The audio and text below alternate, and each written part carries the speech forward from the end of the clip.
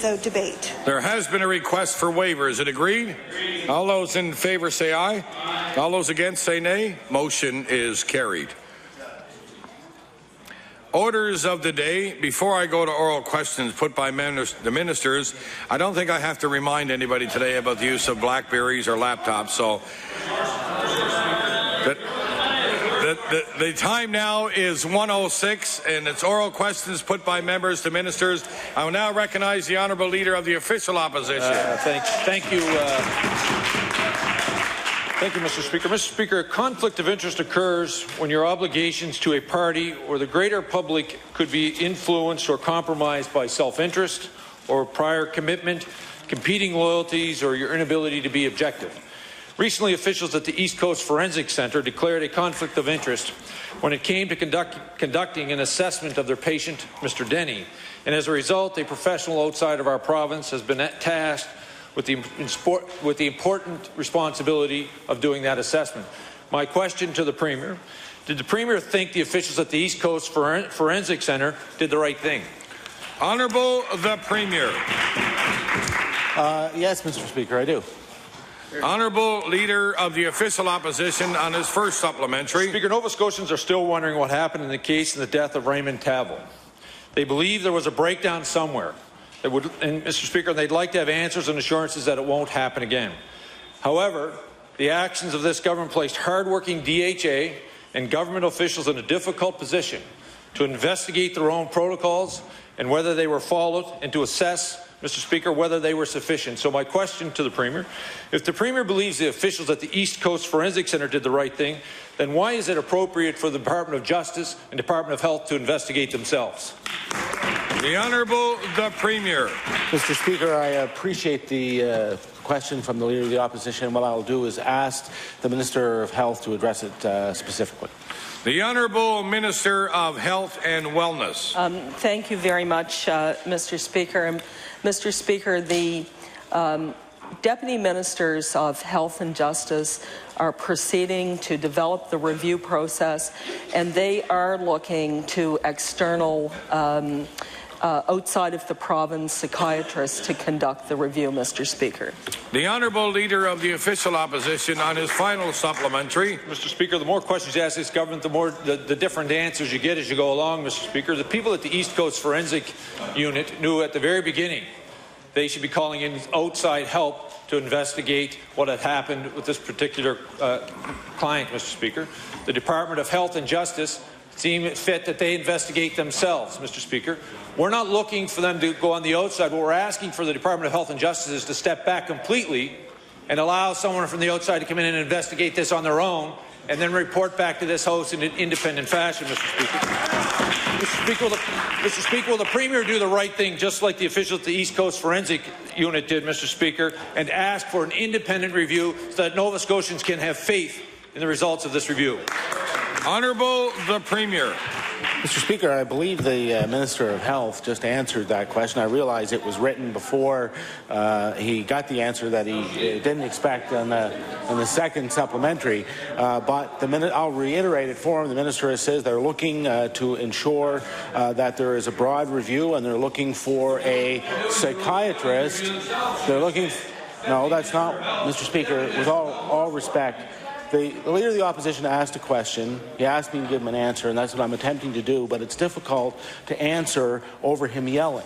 So what I am saying, Mr. Speaker, is that the Minister of Health has just said that there will be a psychiatrist from outside of the... Order, please. That is an unparliamentary remark, please, and I'd ask the honourable member to stand up and withdraw that remark.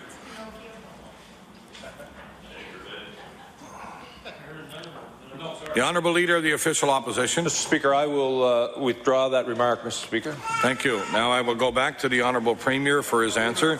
A shortened answer. Yes, thank you, Mr. Speaker. The Minister of Health has just said there will be a psychiatrist employed from outside the jurisdiction to do the review. Thank you.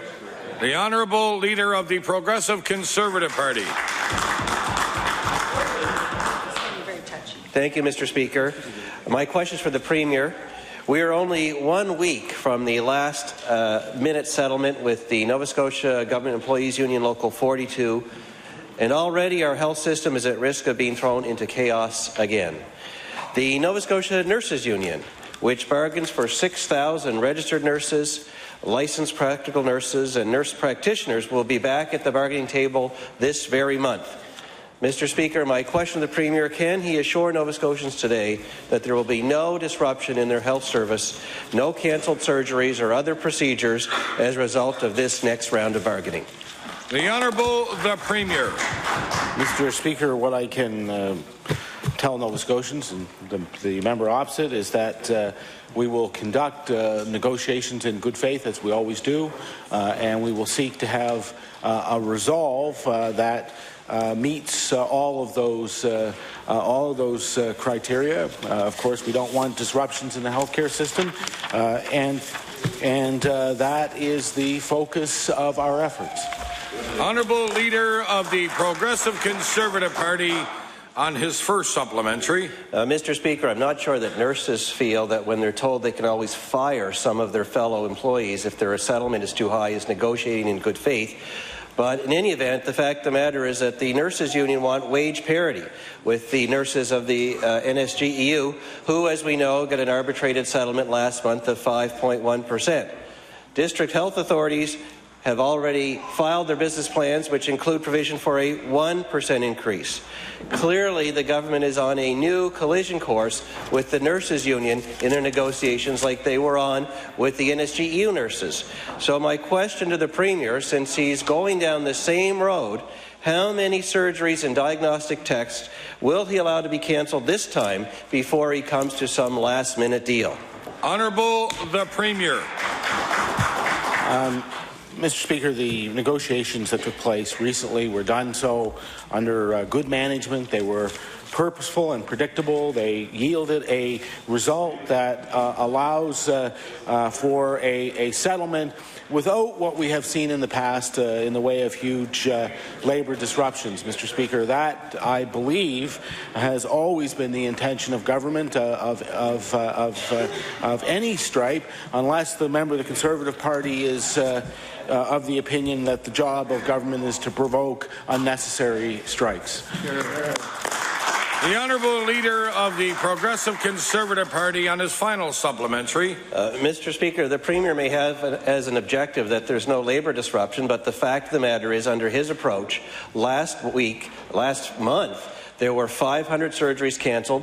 There were many thousands of procedures cancelled. There was a real disruption among the health services of people that were not at the table. In my view, the job of a government is to look after those people first, and that is what the Premier failed to do.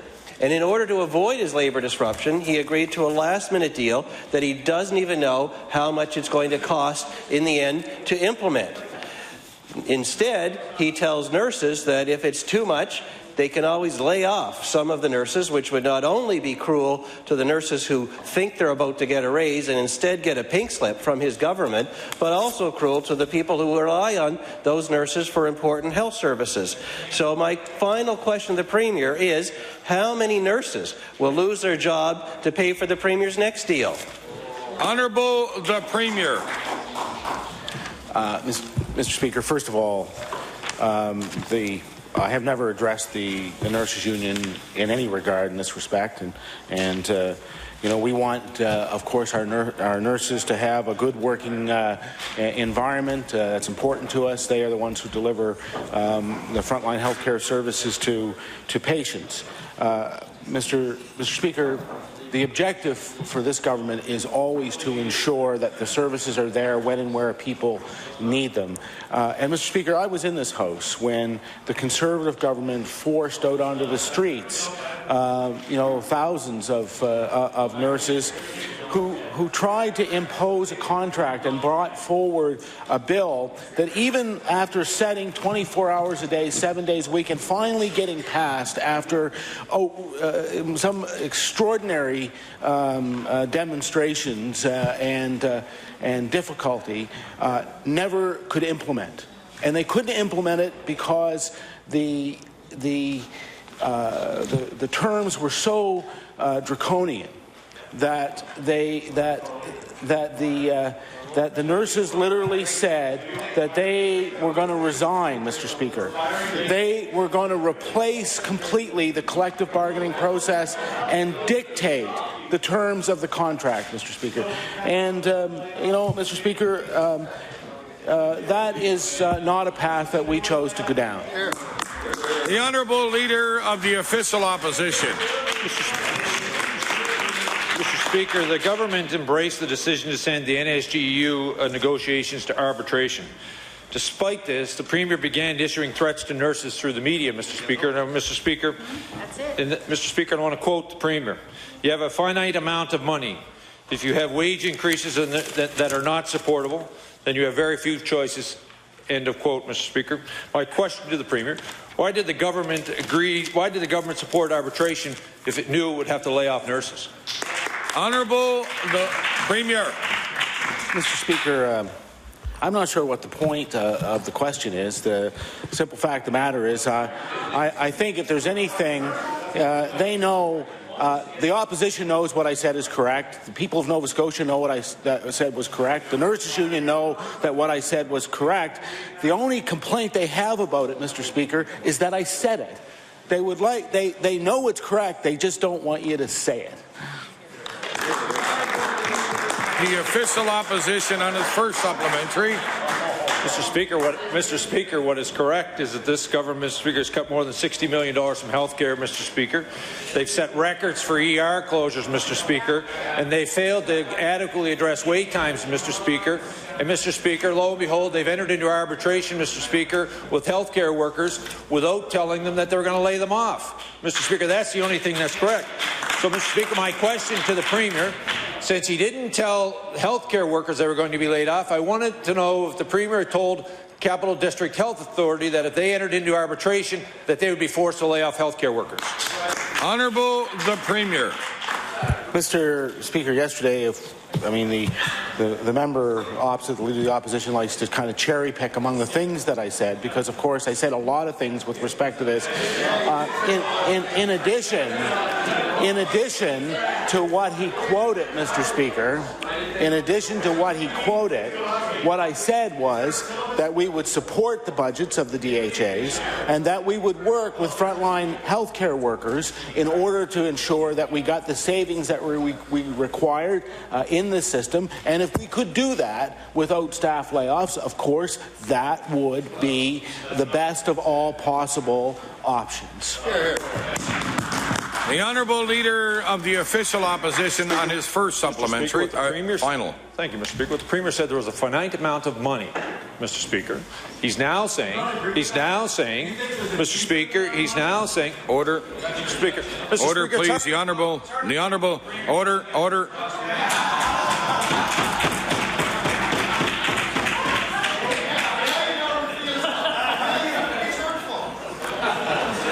The Honourable Leader of the Official Opposition has the floor. Mr. Speaker, now that the Premier has changed his mind once again, yesterday he says there's a finite amount of money, now today he's saying possibility of more money.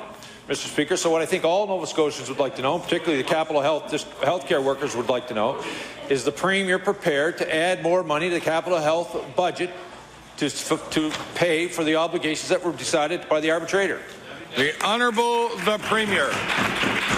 Mr. Speaker, the only incoherence here is with the Leader of the Opposition's seeming belief that there is an infinite amount of money.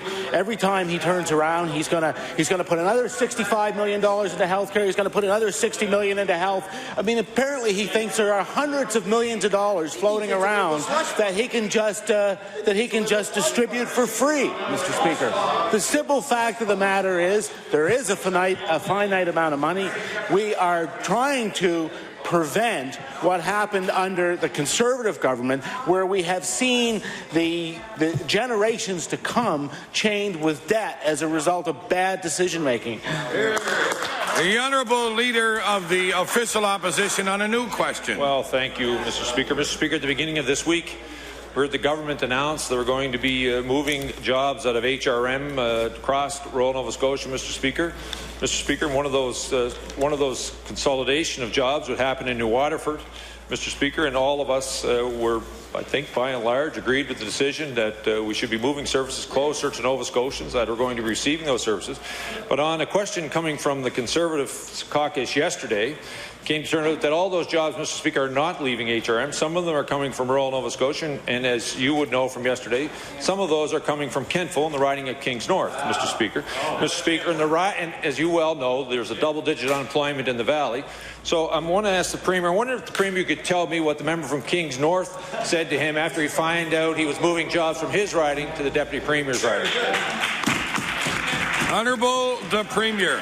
Mr. Speaker, I'll table for the information of the Leader of the Opposition the press release that went out with respect to that shows exactly where the jobs were coming from and exactly how it was that these jobs were to be consolidated, and instead of consolidating them in Halifax, they went to Cape Breton, which I think is a very good decision. The member for Kings North, of course, is very happy with the great number of investments that we have made in the Kentville area, and we are going to continue to grow the economy of the Valley. The Honourable Leader of the Official Opposition on his first supplementary. Mr. Speaker, it's good to hear that the member from Kings North is happy that the Premier is taking jobs from his riding, Mr. Speaker, and putting in the Deputy Premier's riding, Mr. Speaker. Mr. Speaker, as part of that, also that consolidation, Mr. Speaker, there are jobs leaving from Amherst, Mr. Speaker, and you know the unemployment rate in Cumberland County is in double digits, Mr. Speaker. Mr. Speaker, as you would know, in case not everyone heard, that the unemployment rate in Cumberland County is in double digits, Mr. Speaker. So I'm wondering if the Premier could tell this House what the member from Cumberland North said to him when he discovered that he was actually taking jobs from Amherst in his riding and moving to the Deputy Premier's riding. Honourable the Premier. Mr. Speaker, just so I can correct the member of the opposition, the member for Kings North said no such thing with respect to any particular jobs. What he recognizes, and all members of this team recognizes, is that ensuring that systems change in order to keep pace with the needs of the clients of the system is an important thing to happen. That meant that the consolidation of those services were going to take place, as it has in 7 other provinces, Mr. Speaker. The question was, where does that consolidation take place? When the Liberals in power, they chose to put the consolidations in Halifax, and we chose to put that consolidation in New Waterford. The Honourable Leader of the Official Opposition on his final supplementary. Mr. Speaker, all Nova Scotians are asking for is the Premier to be up front, Mr. Speaker, in the very beginning. Mr. Speaker, as a matter of fact, Mr. Speaker, if he reads Hanchard yesterday, even his first answer said all the jobs were coming from Dartmouth, when in fact that's wrong, Mr. Speaker. As a matter of fact, jobs are coming from backbenchers' ridings, Mr. Speaker. Mr. Speaker, as you know, on this side of the House, I've said many times that the Industrial Expansion Fund provides the government an opportunity to pick winners and losers, Mr. Speaker. I wanted to know what the Premier says to the members of his backbenchers when he's now telling them he's going to pick winners and losers among the NDP members in this House. The Honourable the Premier. Mr. Speaker, the job of the government is to ensure that services are delivered in the most effective way to the people of Nova Scotia. And there were numerous newspaper articles following this that demonstrated, and I'll just table just one of them, that demonstrated that the consolidation of the maintenance force program was going to take place, that it was coming from various places around the province, and that those were going to go to Cape Breton, Mr. Speaker. But the most interesting article that appeared in the paper recently with respect to that was about the member from Cape Breton South, who said for 20 years he has campaigned to have the provincial government put jobs in Cape Breton. He was overruled by his own caucus, and it took this government to do it. The Honourable Member for Argyll. Thank you very much, Mr. Speaker. Today, the Nova Scotia's Nurses Union is speaking out against what they consider to be unsafe staffing models for collaborative emergency centres across the province. This week, the government announced that Twin Oaks CEC in Musquodoboit Harbour will staff their centre with primary care paramedic and 1 registered nurse, something that the Nova Scotia Nurses Union says is unsafe. According to the nurses' union, 2 nurse, 1 paramedic staffing model would be safer and more appropriate. And in a press release, the union said this morning, the NSNU President Janet Hazelton said, "I asked the minister and deputy minister to review the staffing model established at the CEC." So my question, Mr. Speaker, through you is, what response did the minister offer the NSNU, and did she commit to carrying on such a review, and on what timeline? The Honourable Minister of Health and Wellness. Thank you very much, Mr. Speaker, and I thank the member for the question. Mr. Speaker, we have worked very hard to get the CECs opened. We've developed good standards. We've worked closely with the nurses' union and with other bodies in doing this, including the College of Registered Nurses, our emergency care advisor, Dr. John Ross, and indeed the EHS medical oversight physician, Dr. Andrew Travis. And there have been many, many meetings. There have been a lot of excellent work done, and patient care is always our #1 concern, and I'm satisfied that all of the steps that needed to be taken have been taken, and we will continue to work with those bodies as we open more CECs around the province. The Honourable Member for Argyll on his first supplementary. Thank you very much, Mr. Speaker. The Minister of Health and Wellness has a duty and a responsibility to ensure the highest standard of safety and care for patients in the healthcare system. But today, in the press release that Ms. Hazelton put forward, made it clear that she advised the nurses she represents working in CECs that if the workplaces do not meet safe standards, they should refuse to work in the area. This could mean patients at Musquodoboit Harbour and potentially all over Nova Scotia could be forced to go without the care they need. Given the fact that the NDP government's CEC staffing decision and misplaced priorities may be now putting patients at risk, will the minister commit to resolving the issue at Twin Oaks Centre today? The Honourable Minister of Health and Wellness. Thank you very much, Mr. Speaker. Mr. Speaker, no patient in Nova Scotia will be put at risk, particularly when we have such a strong group of healthcare providers working collaboratively, such as paramedics, emergency room physicians, and nurses in this province. And we will ensure, we do ensure, that the highest safety standards are in place for patient care. And the CEC models are an excellent model, a new collaborative kind of practice with all of our healthcare providers working in unison, Mr. Speaker, and they're working, Mr. Speaker.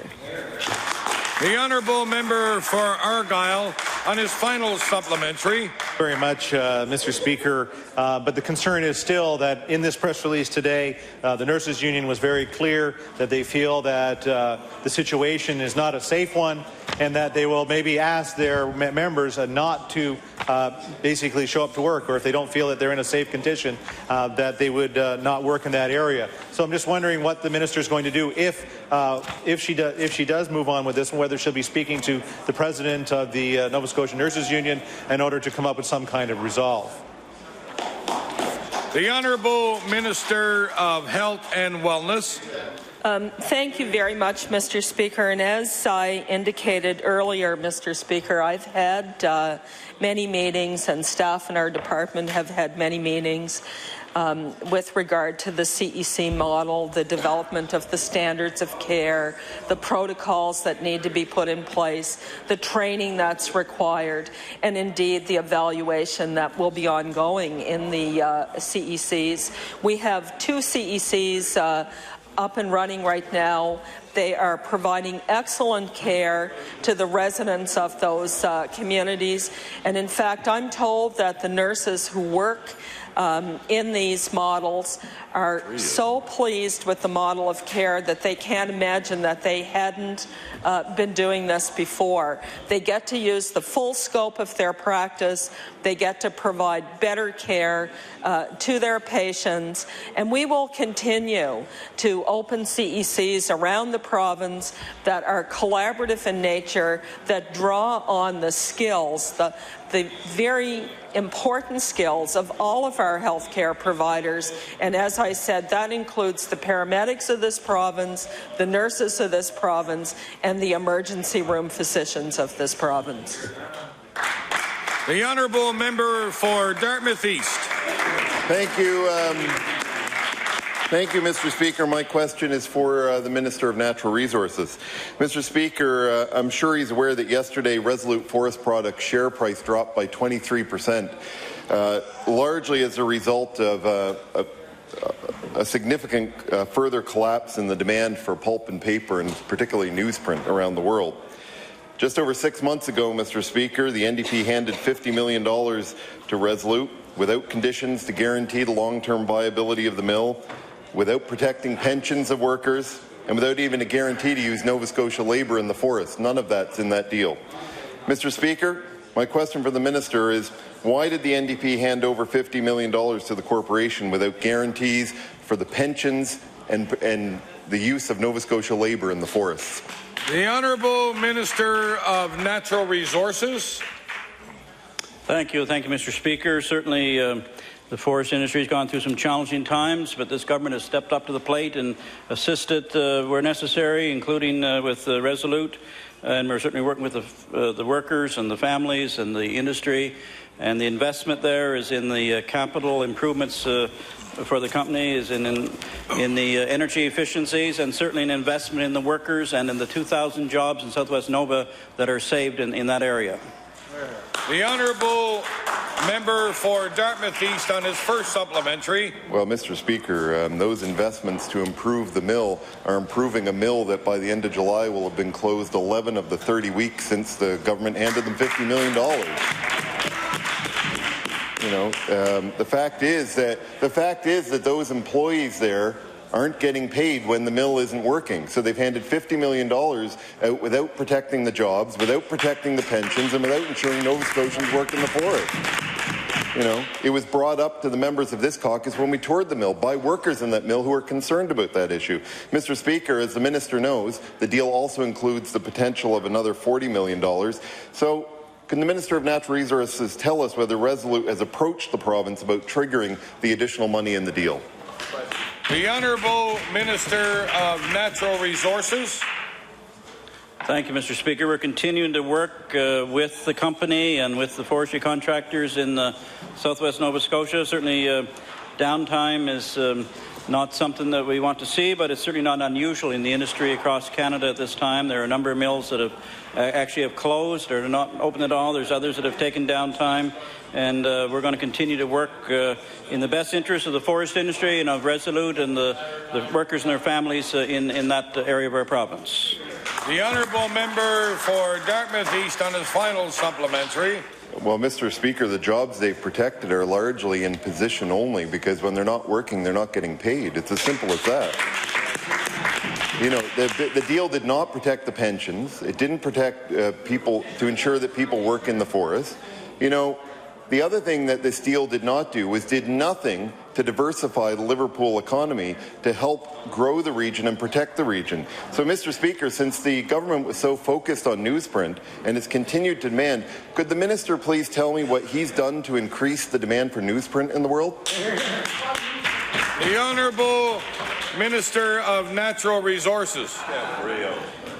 Thank you, Mr. Speaker. Certainly, the Resolute facility in Southwest Nova in the Liverpool area is an important component of our economy in that area. My understanding is that the pensions that the honourable member speaks about are fully funded, so I'm not sure where he's getting that information from. But anyway, forest industry is important to our economy. It's important to Southwest Nova Scotia. We're going to continue to work with the industry and the workers to make sure it's sustainable well into the future. The Honourable Member for Cape Breton West. Thank you, Mr. Speaker. Mr. Speaker, my question through you will be to the Minister of Community Services. Time and time again, the Minister has told members of this House that she posted a review of Talbot House on her department's website because she received a FOIPOP from the media. April the 24th, and I quote, "We were requested through a FOIPOP which gives us an obligation because we knew that it was a FOIPOP through media. On April the 26th, the FOIPOP request was through the media. Mr. Speaker, it appears that the minister was well aware of the origin of this Freedom of Information request. So, Mr. Speaker, my question through you to the minister is this. It is customary that the minister be given the identities of those submitting FOIPOP requests and their contents. So what exactly were the discussions in her office around this request? Honourable the Minister of Community Services. Mr. Speaker, the first time that I mentioned this in the House, I said it was a FOIPOP request and a media request. The second time, I ran those two words together, and that's why he has that impression. However, in budget estimates, I very, very clearly said it was a FOIPOP request, and separately there were media requests, and he knows that. The honourable member for Cape Breton West on his first supplementary. Mr. Speaker, thank you. Mr. Speaker, on April the 26th, the same day that the minister told us that the media had sent her a FOIPOP, she told the host that her department discussed posting the review and concluded that, and I quote, because it was a public document and there was a request to see it, it would have been made public anyway. And I have the answer here to back that up, Mr. Speaker, and I'll table that. The minister knows full well that this was not a public document. I read the disclaimer from the review into the record of the number of times, proving that she is wrong. Yesterday, she told us that she put it on the department website on the advice of another individual, and that's in the answer that I just tabled as well. The question, Mr. Speaker, is this. The minister appears to be passing the buck. Will the minister accept responsibility for violating Section 20 of the FOIPOP Act? The Honourable Minister of Community Services. As I said before, Mr. Speaker, the member opposite from Argyle posted a review also, had a disclaimer. The disclaimers are standard disclaimers. They may have a little difference in them, but they are disclaimers. They know that. And we know that the review is an organizational review.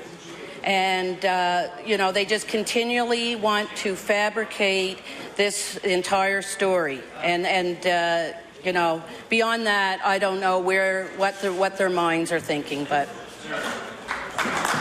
the Honourable Member for Cape Breton West on his final supplementary. Mr. Speaker, and if the minister had been listening yesterday, the disclaimers of those three different reports were read into the record of the House, and they are very different.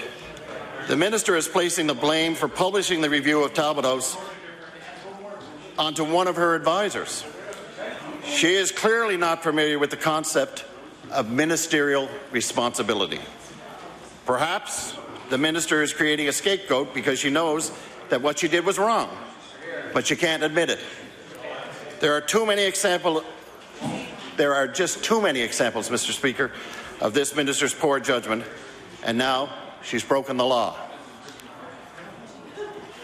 Mr. Speaker, enough is enough. Will this minister finally accept the responsibility for her actions and step down? The Honourable Minister of Community Services. absolutely not, because I've done the right thing. The Honourable Member for Cape Breton South.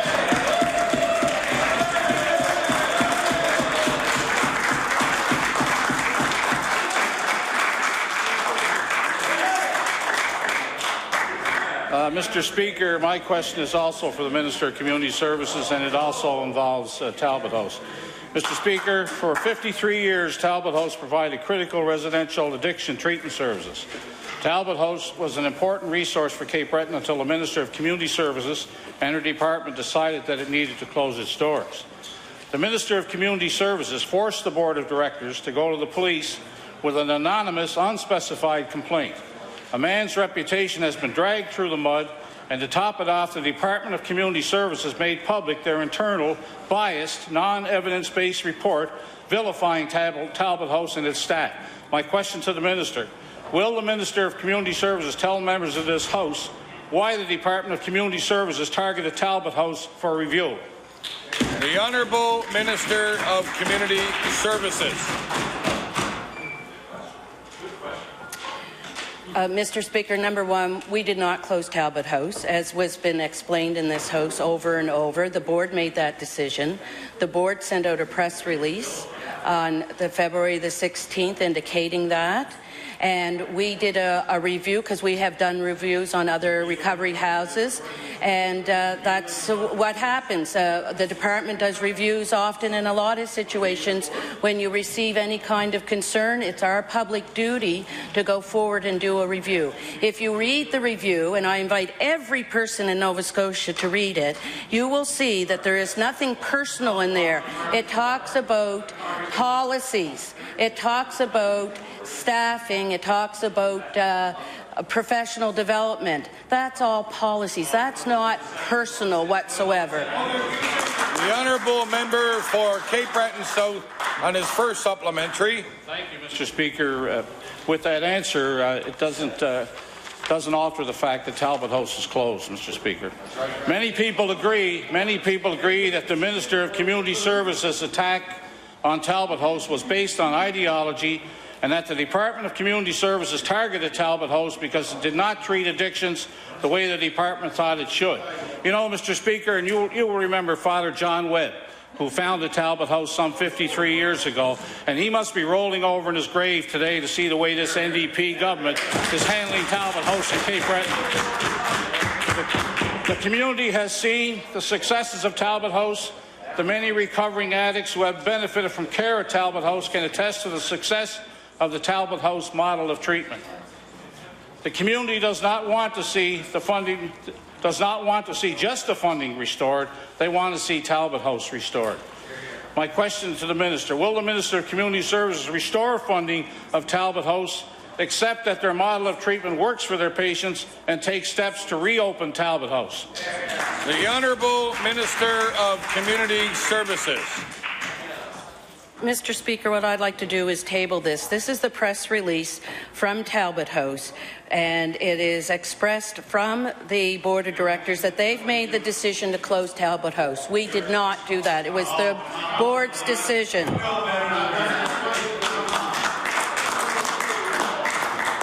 The Honourable Member for Cape Breton South on his final supplementary. The fact of the matter is Talbot House is closed, Mr. Speaker. I can't emphasize that strongly enough. And the people of the area are left without an addiction centre that was very important to the people of my area and to all Nova Scotia. Mr. Speaker, the Department and the Minister made serious mistakes in the handling of Talbot House, and as a result, we have lost a successful treatment centre. Mr. Speaker, Talbot House can still be reopened. The community wants to see it reopened. People relying on its services want to see it reopened.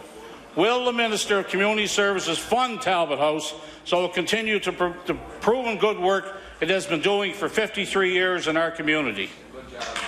The Honourable Minister of Community Services. Mr. Speaker, myself or the department have never denied the importance of the recovery services in Cape Breton. And so we have already had discussions with the board, and we're waiting for a meeting. And once again, the fact is that because the board closed it, if they can, all they have to do is read the press release, and they said they decided to close it on their own. The Honourable Member for Cape Breton North. Thank you, Mr. Speaker. Mr. Speaker, during budget estimates, the Minister of Health and Wellness reported that the waitlist for long-term care beds now exceeds 1,800 people. The waitlist has doubled since the introduction of the continuing care strategy and increased by nearly 400 since this government took power. Investing in home care is a good thing, Mr. Speaker, but not every senior in this province can take advantage of those services. An internal report by the department entitled "Removing Barriers in Accessing Long-Term Care" shows that 1,162 of the people added to the waitlist in 2009-2010 lived in areas with no publicly funded home care available. So my question to the Minister is, what can the Minister say to the more than 1,800 families who are struggling to care for their loved ones and get them into a long-term care facility? After working and contributing to our province their whole lives, don't these 1,800 seniors deserve better? The Honourable Minister of Health and Wellness. Thank you very much, Mr. Speaker. And I know that seniors and their families want the best home care and long-term care available to them in their communities, and that's why we've opened 1,000 new long-term care beds, and that's why we are putting $20 million into home care this year to help seniors stay in their home for as long as they wish, Mr. Speaker. On his first supplementary. Continuing care strategy called for 832 new beds to be built by 2010. It's now 2012, and the latest accountability from the Department of Health and Wellness shows that only 618 strategy beds have been completed. In budget estimates, the Minister indicated that no new beds will be tendered this year and likely none next year.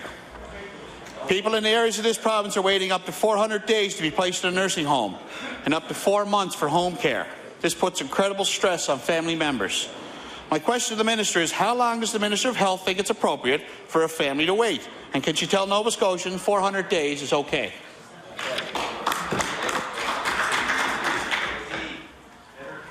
The Honourable Minister of Health and Wellness.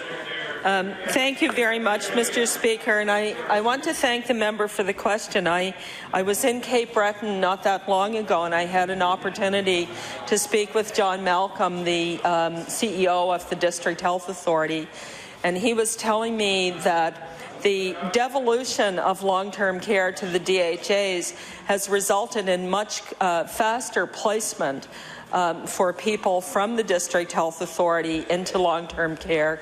We're seeing great improvements. I want to tell the members that the long-term care sector has signed service agreements with all the DHAs all over the province.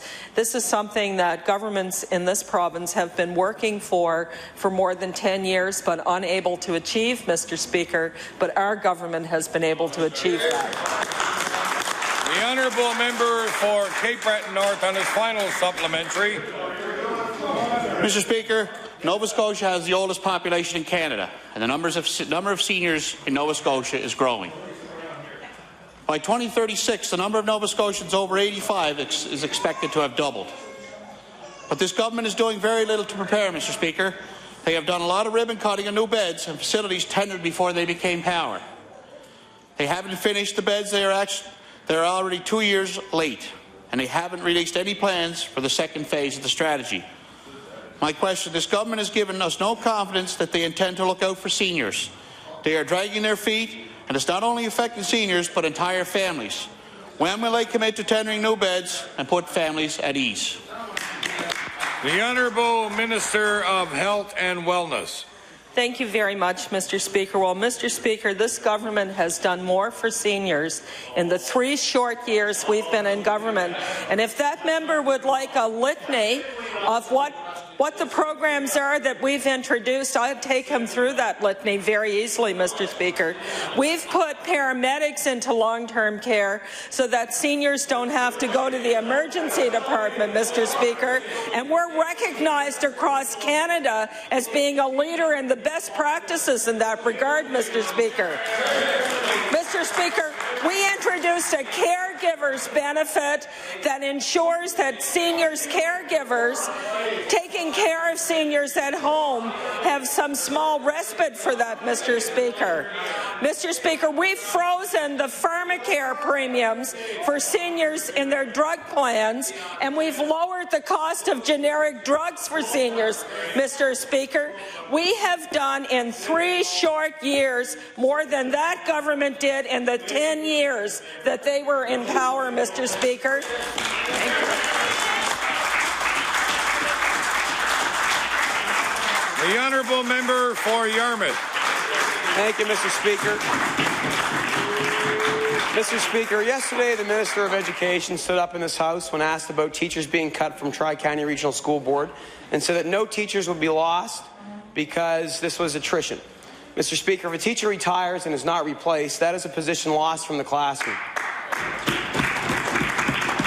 On Tuesday night, Tri-County Regional School Board was forced to eliminate 22 teaching positions because of this NDP government's $65 million in cuts to our education system, Mr. Speaker.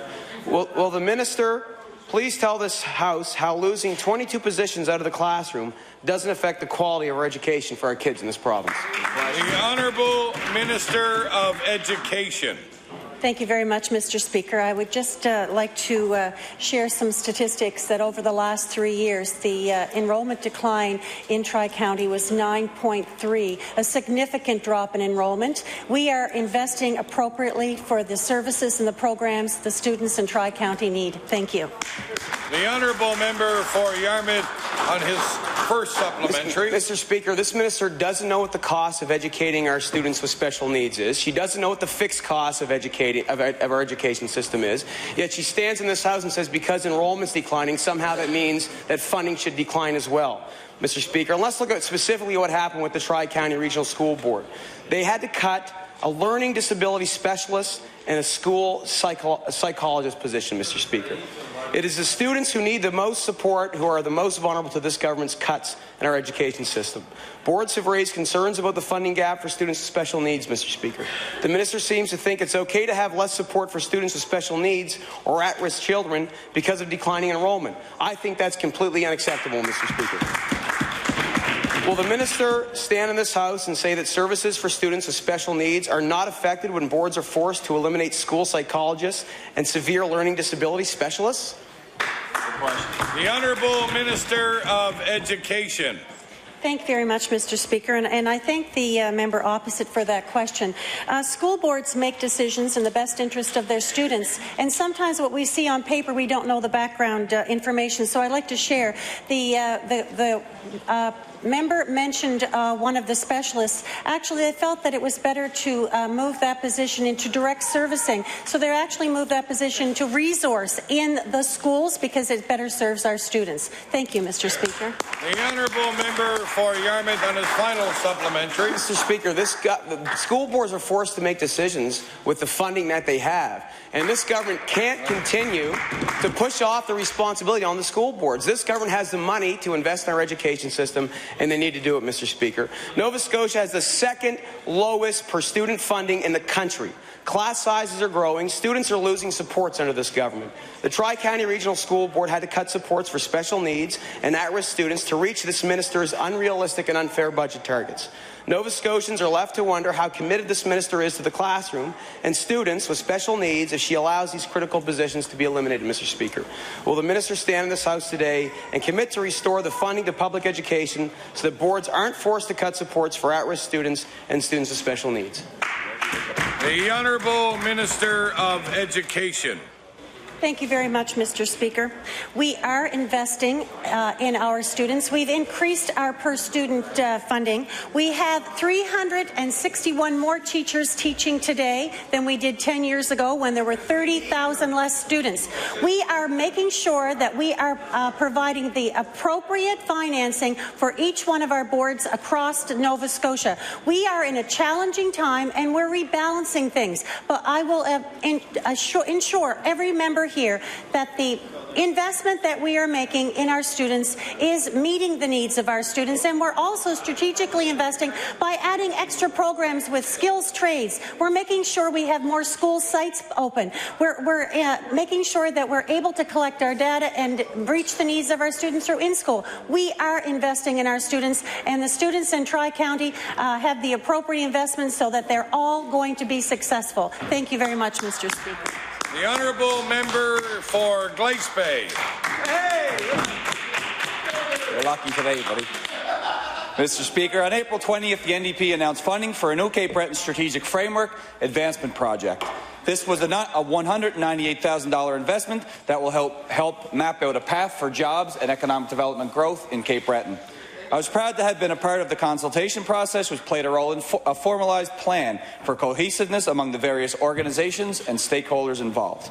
So my question to the Minister of Economic and Rural Development and Tourism: was the Minister himself directly involved in this process, and if so, in what capacity? The Minister of Economic and Rural Development and Tourism. Thank you. Thank you, Mr. Speaker. Mr. Speaker, in the world of economic and rural development and tourism, as with anything, I have appropriate staff that do the legwork, that are in the trenches. They come to me with to seek approval of how we advance things or how we don't advance things. So I am always involved at some degree with everything that goes through the department. And obviously, Mr. Speaker, I'm one person. I cannot be 100% involved in every little nook and cranny within the department. That's what we have staff for, Mr. Speaker. The honourable member for Glace Bay on his first supplementary. Thank you, Mr. Speaker. And the reality is that this plan and the idea around this framework is to set the priorities in terms of what the development opportunities are in Cape Breton. So I certainly wouldn't consider a roadmap to get to lower unemployment, better workforce participation, bringing families home. I wouldn't consider that to be a nook and cranny part of the economic development. So I think it is important, and this is something the minister often uses stats and statistics when I ask him questions about Cape Breton, Mr. Speaker. So if he's going to use that kind of detail, I think that he would understand the importance of this strategic framework. Cape Breton is suffering under the weight of 16% unemployment, out-migration, and of course a shrinking labour force. Unlike the province's job creation strategy, the framework has set concrete goals and timelines. The framework sets out goals for employment growth, population growth, and labour market participation. So my question to the minister, does the minister agree with the targets set by the framework for employment, population, and labour force development? The Honourable Minister of Economic and Rural Development and Tourism. Thank you, Mr. Speaker. Mr. Speaker, when it comes to the workforce strategy, is that we take a lot of things into account. We base some things on projections that we have to make some calculated estimates as to what the future is going to hold. We map out a strategy according to that. One of the things that we've done, which is, I know it's foreign to a lot of members on the opposite side of the House, is that we've developed plans, we developed strategies. They're not short-term, they are long-term strategies, Mr. Speaker. And you know what, I can appreciate when we talk about plans, I can appreciate that the lack of comprehension on the other side, because this is something new for them, Mr. Speaker. The honourable member for Glace Bay on his final supplementary. Thank you, Mr. Speaker. And just to inform the minister, the framework looks to attain these following statistics: employment increase of 6%, population growth of 2%, and labour force participation increase of 4%, which I think are very important statistics in terms of where this money and this investment is going to be utilised.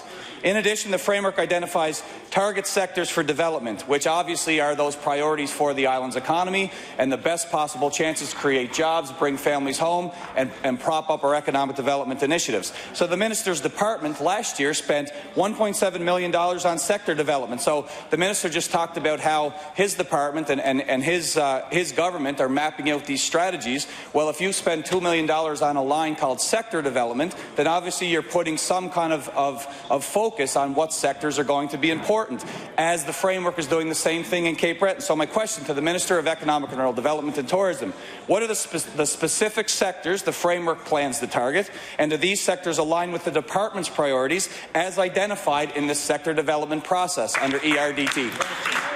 The Honourable Minister of Economic and Rural Development and Tourism. Thank you, Mr. Speaker. And Mr. Speaker, we have developed a strategy for all of Nova Scotia, Mr. Speaker, and that strategy is very adaptable depending on where you are. Mr. Speaker, there are some things that are very, very sensitive, because I'm sure, Mr. Speaker, as you can understand, that we are in negotiations with some potential employers, not only just with Cape Breton, but also mainland Nova Scotia, that at this point in time, because of confidentiality, I'm not in a position to comment. Hopefully, in the weeks and in the months ahead, that we will have more announcements. And Mr. Speaker, we've already made some announcements, and we will continue to make those solid investments, not only in Cape Breton, Mr. Speaker, but all of Nova Scotia. The honourable member for Argyll. Very much, Mr. Speaker. Presently, lobster is selling for approximately $5 a pound in LFA 34. But you know what? The lobster fishers are very upset. They like to have at least $5.50. And now there's a strike. We talked about the 1688 Professional Lobster Fishers Association. Of course, that support is beginning to soften. Yesterday, in the minister's own constituency, close to his hometown, there was a bit of a, I would call it a little bit of a showdown. And the RCMP ended up being on scene. So there's a lot of things going on. So my question to the minister is, what role is he playing to try to get tempers and this issue to calm down just a little bit? The Honourable Minister of Fisheries. Thank you very much, Mr. Speaker. And to the member opposite, this is certainly a timely question at this time. I want to tell you what we are doing. And first of all, I can tell you within almost to the minute that all three parties, or the parties, are meeting as we speak in southwest Nova Scotia. This is a very interesting issue that has to be dealt with, and I encourage the meetings to continue, and they've been going on for the last 72 hours in the following days. But I want to tell the member opposite what we have been doing, not only as a minister but as a government, is that we are there standing up for independent fishers. We have improved the Fisheries Loan Board. We have put investments into the Lobster Council, who are going across the Atlantic provinces, and they're conducting a consultation process, and that information will be coming back at the end of this month. And we have moved jobs from Halifax to rural Nova Scotia. And I think, Mr. Speaker, that if Shelburne and Digby were goalposts, we just scored into an empty net. Mr. Speaker, all the above, this similar situation that the member from Argyll brings forward happened in 1991, and the members opposite could only wish that they did any of the above. Thank you very much. The honourable member for Argyll on his first supplementary. Mr. Speaker, what we've seen from this minister is pretty much nothing when it comes to this issue over the last few days. They've been on strike since Thursday. I haven't heard a word come out of the department. I haven't heard a word of how they're going to address the issue of pricing. All of a sudden, the fishermen, they sort of didn't close ranks on this. So all of a sudden, we've got half the fishermen that want to go fishing. You have the other half of the fishermen that want to hold on for the strike. They had baseball bats and sticks on the wharf yesterday morning. The RCMP were on scene. We have a director, apparently, of the 1688 that doesn't want to talk to the minister. The minister doesn't want to talk to the director of the folks of 1688. So what is he doing? There's a meeting at 4 o'clock in his own constituency. So I'm wondering, is he going to be going to it or not? The Honourable Minister of Fisheries. Well, thank you very much, Mr. Speaker. And to the member opposite, you made reference to 1688 and not speaking to an executive. I can tell you, with less than a few minutes ago, I was speaking to the head of that association.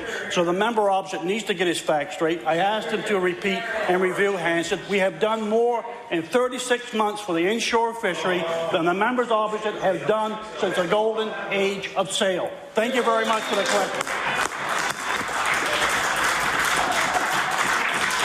The honourable member for Argyll on his final supplementary. Mr. Speaker, I can't take what comes out of that guy's mouth, I can tell you. Because I tell you, it needs a little salt bait, or maybe we should put it in a pot and use it for bait for the next fishing season. Mr. Speaker, I can tell you, there are people in our communities, and in his community, and in my community of Argyll, that are very upset with the inaction of this government. The absolute inaction of this government. The price is too low. They've almost done nothing in order to fix that. There are meetings that are going on that the minister doesn't feel that he should attend. So I'm going to ask, there's one at 4 o'clock. I think it's 4 o'clock on Wednesday. I can't get that far anyway. I tried to try. But ultimately, there's a meeting on Friday night. I'm wondering if the minister will be attending or not, but I can tell you that this member will be attending that meeting at the Mariner Centre in Yarmouth on Friday. The Honourable Minister of Fisheries. Well, thank you very much, Mr. Speaker. To the member opposite, he forgot to mention his cousins in Ottawa, the federal Conservatives. Mr. Speaker, the federal government has taken jobs away from rural Nova Scotia, and where the government, where the minister.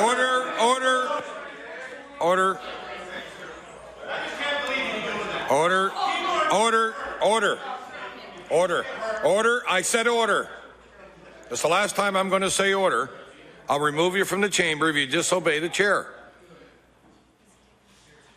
Thank you. The Honourable Minister of Fisheries. Again, thank you, Mr. Speaker. I just want to remind the member opposite that his federal cousins has taken jobs out of rural Nova Scotia in the last weeks. This government has put jobs back. We'll stand by our independent fishermen, and we have been talking with this group, and I encourage that consultation to go on, and they are meeting as we're meeting here today. Thank you very much for the question. The Honourable Member for Bedford Birch Cove. Thank you, Mr. Speaker. Mr. Speaker, for the second year in a row, this NDP government has cut funding to legal aid. This year, the Minister of Justice has allotted $184,000 less for legal aid than last year. Last year, there was a cut to legal aid of $553,000. Access to legal services for low-income Nova Scotians is a challenge, but for this minister to cut supports to Nova Scotia legal aid for a second year in a row only makes things more difficult. Order. Time for oral questions put to members by ministers has expired. I will now recognize the government host leader to call business. Thank you, Mr. Speaker. Mr. Speaker, could you please call private and local bills for second reading? Private and local bills for second reading. Could you please call Bill number 57, the Crosby Memorial Trust Fund Act? Bill number 57, the Crosby Memorial Trust Fund. The Honourable Member for Kings North. Thank you, Mr. Speaker. I am pleased to stand to move second reading of an act to amend the Crosby Memorial Trust Fund Act. And I'm particularly pleased to do that because I have some personal history that relates to that act. It was created by members of this House in 2003, or the original act was. And its purpose at the time was to manage the funds which had grown to, had accumulated to about $250,000. The trust fund that was created had been organized by the various programs that eventually became called addiction services, probably beginning in the late 1970s. And by 2003, as I've said, the amount of money in that fund had grown to quite a substantial size.